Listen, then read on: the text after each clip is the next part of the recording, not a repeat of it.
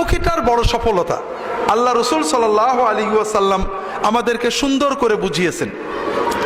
মান কানাতিদ দুনিয়া হাম্মাহু জাআলাল্লাহু ফাকরাহু বাইনা আইনাইহি ওয়া ফাররাকা আলাইহি আমরাহু ওয়া লাম ইয়াতি মিনাদ দুনিয়া ইল্লা মা কুতিবা লাহু।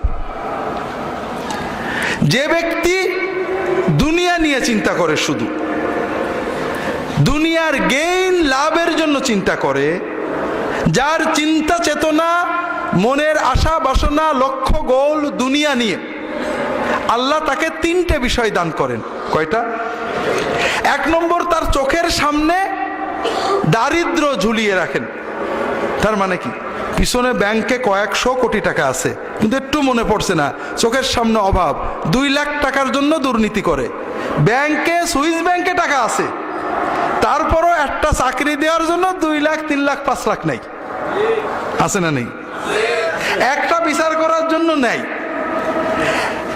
কোটি কোটি টাকার সম্পদ সারা বিশ্বে আছে, তারপরেও 2 বিঘা জমি কেড়ে নেওয়ার জন্য মানুষের দলিল ছিনিয়ে নেয়, আছে না নেই? তার মানে ওর ওই যা আছে ওটা কিছুই না, ওর চোখের সামনে ঝুলে আসা অভাব। ওর মতো অসহায় নেই দুনিয়াতে।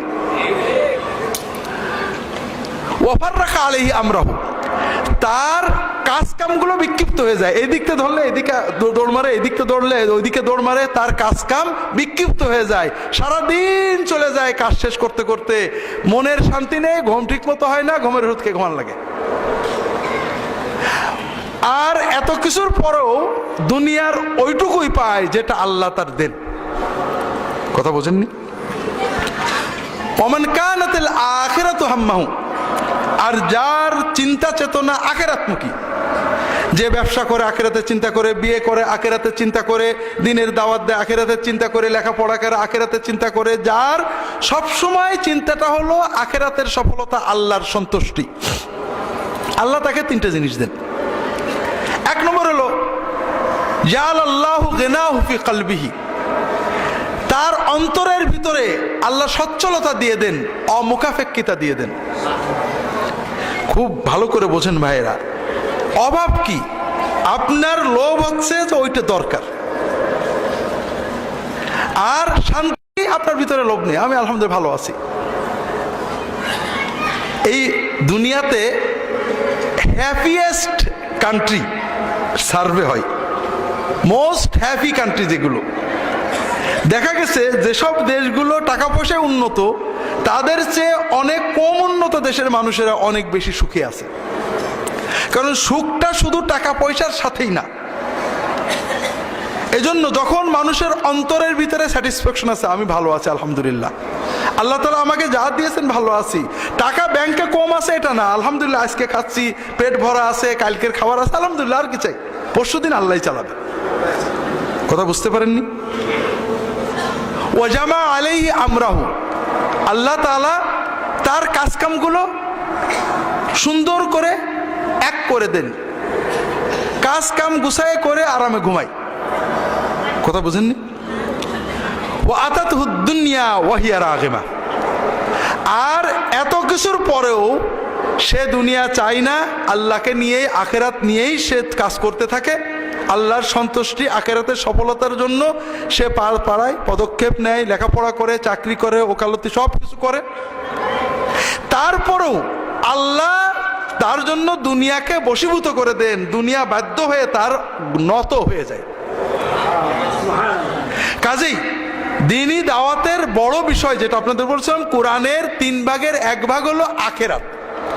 আখিরাতের চিন্তাকে উজ্জীবিত করো। এই দুনিয়া কিছুই না, মন তোমার শান্তিতে ভরে যাবে।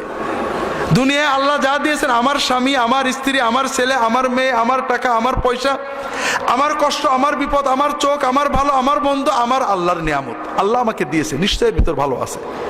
আর এগুলো শুধু দুনিয়ার জন্য না, আখিরাতে আমার কাজে লাগবে। কাজে আমি আখিরাতের জন্য ব্যবহার করি। আমার বউ রাগ করেছে, আখেরাতে কাজে লাগবে। আমার বউ রান্না করেছে, আখেরাতে কাজে লাগবে। আমার স্বামী রাগ করেছে, আখেরাতে কাজে লাগবে। আমার স্বামী ভালো করেছে, আখেরাতে কাজে লাগবে। আমার ছেলে ভালো চাকরি পেয়েছে, কাজে লাগবে। আমার অসুখ হয়েছে, কাজে লাগবে। আমার চিন্তা যখন আখেরাতমুখী হবে, তখন দুনিয়াটা আমার জন্য আনন্দময় হয়ে যাবে। যেমন একটা ছাত্র যখন পরীক্ষায় ভালো করব এই জন্য পড়াটা কিন্তু তার আনন্দের বিষয়ে পরিণত হয়ে যায়। পড়াটা তার একটা আনন্দের অভ্যাসে পরিণত হয়ে যায়। কাজেই এই দুনিয়ার জীবন আখেরাতমুখিতার মাধ্যমে উপভোগ করা যায়।